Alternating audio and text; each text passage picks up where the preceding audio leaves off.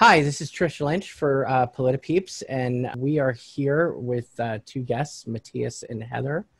And we have been discussing over the last few videos the influence of libertarianism in heavy metal music and various types of metal, and vice versa, actually, I think in many ways. And I think we'll have some introductions. So, Matthias?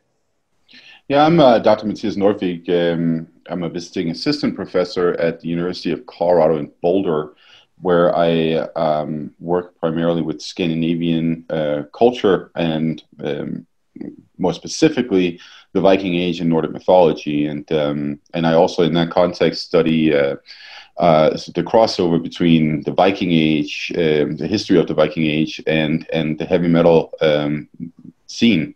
And of course, I'm also a heavy metal fan. I'm a writer. I go by H.A. LARSON. I've written 7 self-published books. Most of them are short, kind of pulpy, paranormal fiction and horror. I also write for a local metal magazine called Slime and Grime, and I'm a lifelong metalhead. And I'm Trish Lynch, and my history in metal goes back to when I was about 10 years old. And I found Iron Maiden and Judas Priest, and then very shortly afterwards, Metallica and Anthrax and a whole bunch of other bands. Played in metal bands throughout high school. And I still listen to metal once in a while, maybe more than once in a while. So we want to sort of discuss, we had covered the 80s, the early 90s, even some of the 70s. But I think in our last video, we sort of got to the point where we were sort of getting into the late 90s. And I think covering the late 90s through now I think it's important. And I think it sort of shows some of the traditions that we were talking about of being anti-establishment, sort of getting a little more extreme, as Heather mentioned, grindcore and things like that sort of started happening around this period of time. So Heather, what you were going to say a little bit more about that in our last video. Yeah, definitely. I mean, in the 2000s, you started seeing much, more brutal stuff. I mean, grindcore was considered brutal, and a lot of stuff was, but you really started to see actual brutal music. And again, it's run those themes of anti-authoritism and individual liberty, and I mean, not so much individual liberty per se, but just in the way that people thought about themselves, as opposed to the government or in relation to the government. And of course, again, anti-status quo. But you had bands like, Job for a Cowboy, for instance. They started out as a deathcore band, and they became more of a brutal death metal band, or just a death metal band. I've also heard them called technical, which you could call them that. But they've had a lot of, after they started making full-length albums, like Genesis and Demonocracy for one, and they had a lot of anti-government, talking about the war machine and how bad it was, and anti-authoritarianism, and yeah, I mean, I even have I wrote down some lyrics from one of their songs, and it just says, "The ever-evolving military-industrial complex is bleaker than any fabricated hallucination. Opt for change, complicated with this new two-party system spinning without traction." So, I mean, that's the kind of stuff that you started to see in the 2000s. And then you had musicians like Phil Labonte. I don't know if you know who he is. He's actually the lead singer of a band called All That Remains. It's a metalcore band. But he's actually a very vocal libertarian and atheist, and he's done interviews on Loudwire about, I saw him do one about, I can't think of the topic they discussed. But he was also on MSNBC, where he kind of went back and forth with the person that was interviewing him about free speech and how, nothing should really be off limits when you talk about things. So he does have, as the lead singer of All That Remains, he writes the lyrics. He doesn't really write a lot of lyrics in that sense. I mean, you kind of see it, but he did say that, if you have songs that are less than 5 minutes, it's hard to really get your concept or point across. But I disagree, but that's what he said. Yeah, I mean, there's, and this is an area that I sort of disappeared from metal for a while in, So I actually was more in the prog metal scene, sort of, you know, entering the 90s, the early 2000s, you know, and it's actually interesting because I would say that I got into a lot of bands from Europe around that time, some symphonic metal bands and things like that, which in many ways had sort of come through the lineage of, you know, and we talked about Rush in the last video. It came sort of through the lineage, you know, it's like Rush, Marillion, you know, which was more like pop prog. And then all of a sudden you had these like progressive metal bands, symphonic metal bands that sort of encompassed some of the stuff from, I think some of the earlier, you could almost classify, and we talked about King Diamond, could almost classify that as it's some like proto-symphonic metal. And then you had bands in the 2000s like Nightwish and things like that that sort of took it to another level. And then you had the U.S. manufactured copies of that band. What was the name of that band? The one with Amy Lee. Evanescence, right? Evanescence, Oh, yeah, right? yeah. Oh, those like, guys. Yeah. Yeah. Oh, yeah, exactly. I think as metalheads, we all sort of go like, roll our eyes. It's like, oh God, right?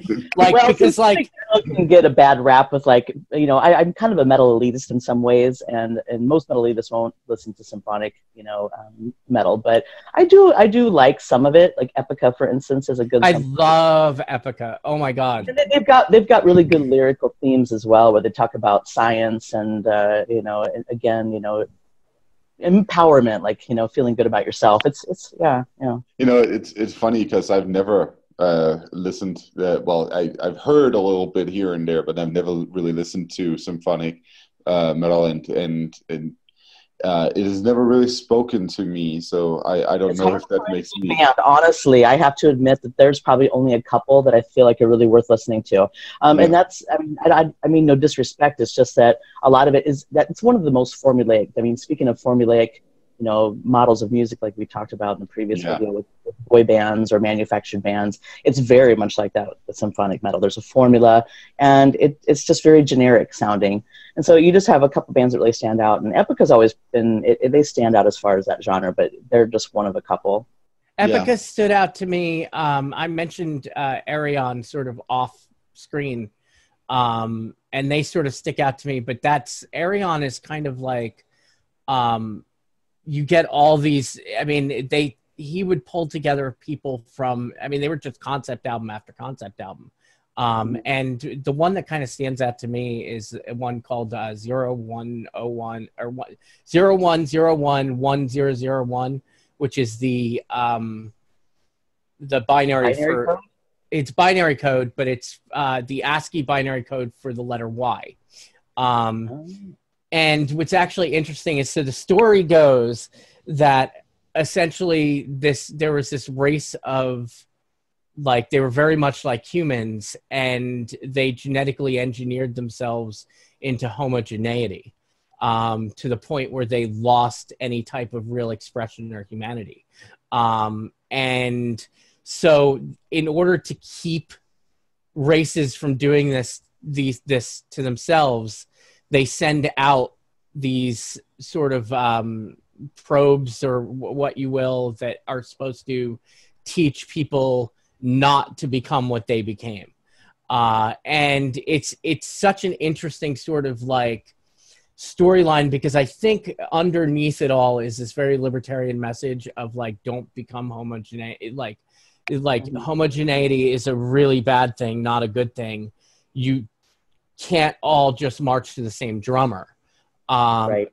And it's, you know, couched in science fiction, and, you know, it very much like, you know, Rush's 2112, which is very allegoric.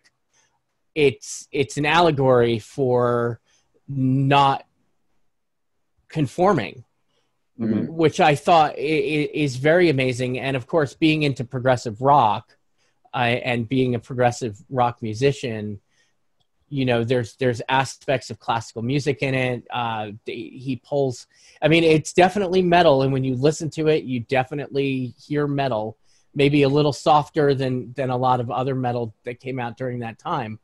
But you start to hear other genres being mixed in and sort of fused in with the metal, which I think was also, it was sort of a you know, around that time, you know, and you had symphonic metal, which is very, like you said, it's formulaic. And then you had progressive metal, which deliberately set out not to be formulaic, to be different, to experiment with music, to do different things.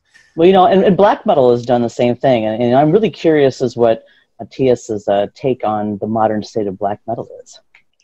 Oh, yeah. So, well, so if we just trace the history of black metal from the very late 80s to and upwards, right? So black metal begins with this Viking fascination in many ways. This is some of we see these themes, the historical themes, and therefore also the implication of sort of like what we belong to, the cultures that we belong to, sort of from the beginning, right? And that turns into some really extreme stuff where we have, for instance, you know, Varg Vikernes, who playing in Mayhem, and you know, they're burning churches and killing people and stuff. And yeah. and he goes to jail, right? And what happens there seems to be like he sort of he generates a nationalist neo-Nazi ideology based off all of this, and creates the band, or this one-man band, Burzum. And so that's sort of like one extreme that's happening in black metal. And that is ideologically, you know, very much on the far right. And then you have a lot of other bands who are creating their own sense of what black metal is. And a lot of it is tied to when we go to Norway, where the biggest wave is happening. A lot of it is tied to, you know, Norwegianness, or the sense of being Scandinavian, or being from the north, and such. This could very easily be seen as some kind of ethnocentrism or racism or whatever, but it doesn't actually necessarily have to be. I would say a lot of them are a lot more libertarian leaning in different ways.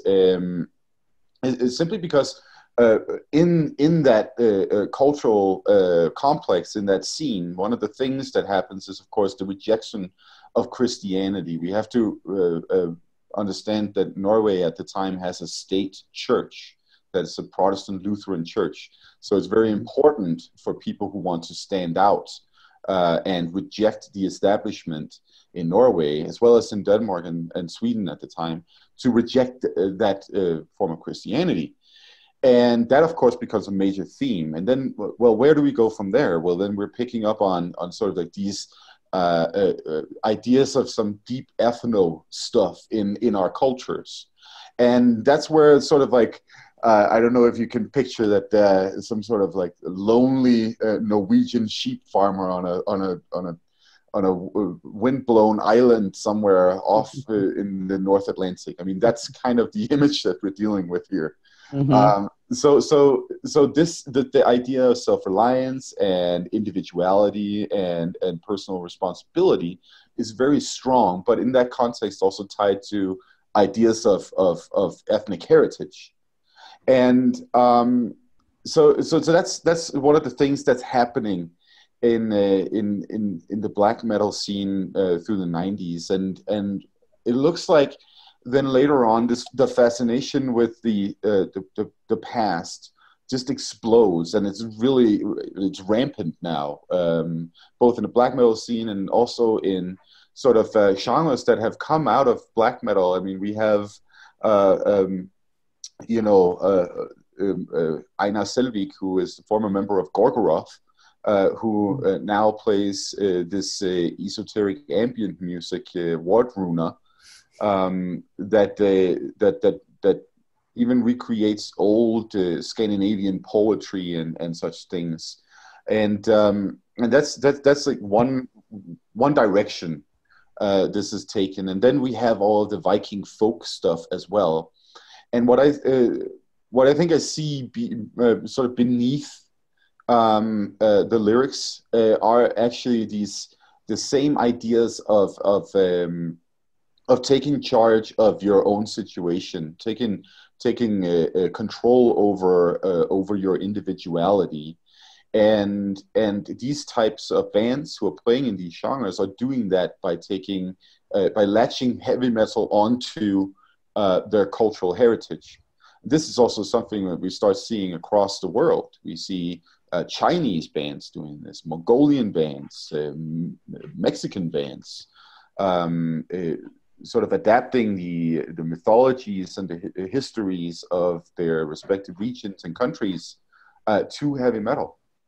And at large, I would actually say this seems to be sort of a libertarian response to what might otherwise have been sort of a conformity that has been rising in heavy metal through the first through the first decade of the 21st century. Mm-hmm. It's like there's a lot of conformity happening right there around the year 2000, and a lot of crossover with.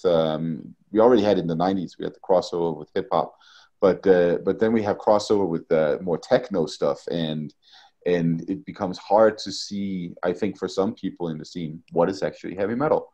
I was actually going to bring that up. I was sort of going to say, and it's not, some of the music is music that I listen to, and some of it is music that I didn't really so much get into when it came out.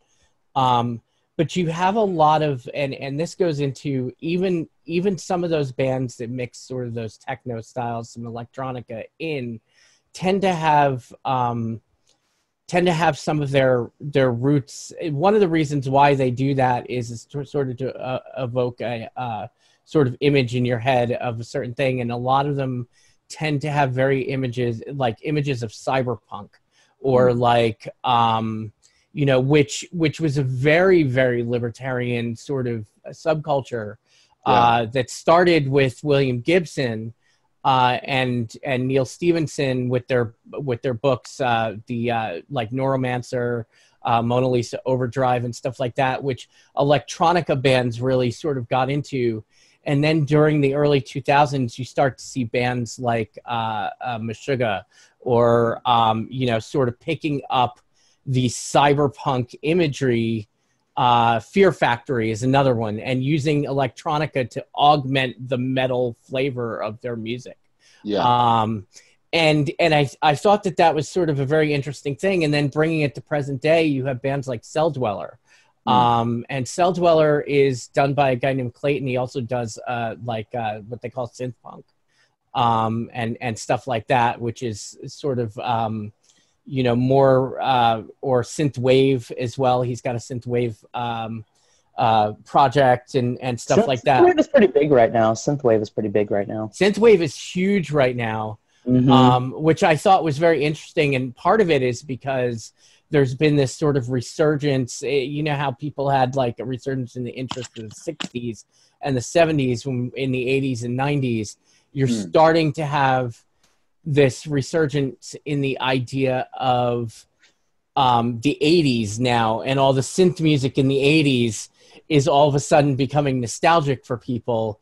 You had things like what was that show, Stranger Things, that had all the synth wave theme songs and everything else. And there are so many bands now, synth wave bands, and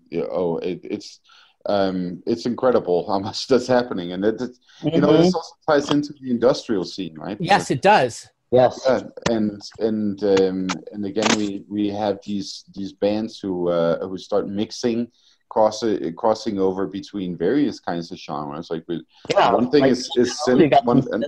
Heck, I even did it on some of my own music. Where I identified very much so. I mean, sort of coming from, and I think that there is a relation in some ways to where industrial ended up. to the feeling of metal in electronica. So you have a lot of these sharp sounds, low bass, you know, synth guitars that sound distorted like metal guitars, and stuff like that almost evoke a metal flavor without it actually being metal. Bands like Combichrist or, you know. Or Over went, like you have Over that went from black metal to straight up electronica.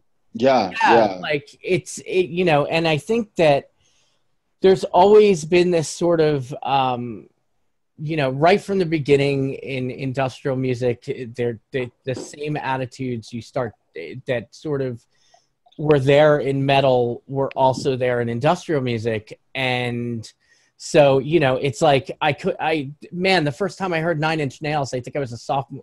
Was I a sophomore or freshman? Maybe it was a freshman in high school. And I was like, oh my God, this is like metal dance music. What the heck is, what is this? Like, this is amazing. Like, I can actually listen to this and it's synths.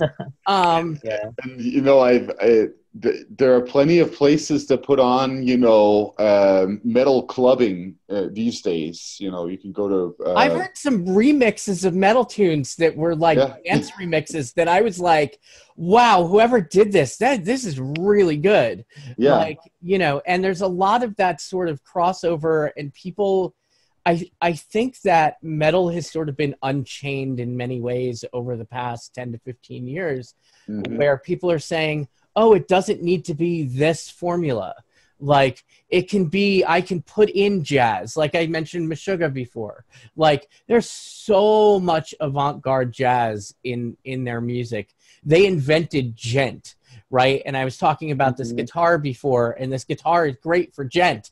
Like, because it's an extended range guitar, and it's like, you know, you can get those sounds out of it. And you just sort of have, I don't know, it's people are playing with metal more. Metal itself, you know, while it's become more mainstream, people are taking the genre to different extremes now. I think and metal is huge, and metal's never going anywhere. It's just huge and so diverse. And like, I'm a Bandcamp junkie, and if you don't know what Bandcamp is, well, you should. Yeah, right. You are constantly exposed to the music of your genre, and I have mine set, of course, for just all kinds of different metal genres, and I own a ton of CDs from there or digital albums, and I have like over 2,000 on my wish list. It's something ridiculous, but I mean, it's never going to go anywhere. It's huge. It's huger than ever. It's just big, big, big. Yeah, it really is, and it permeates, and as I mentioned before, into, you know, the very heart of establishment these days. Like, even such bands like black metal bands are playing at the operas around. That's so interesting. Yeah, it really is. And if I just may go back to black metal in terms of like talking about libertarian views, I want to bring up Behemoth, the Polish black metal band, where the frontman Nergal is first of all very big on speaking into the conversation we had earlier about Satanism in the other videos.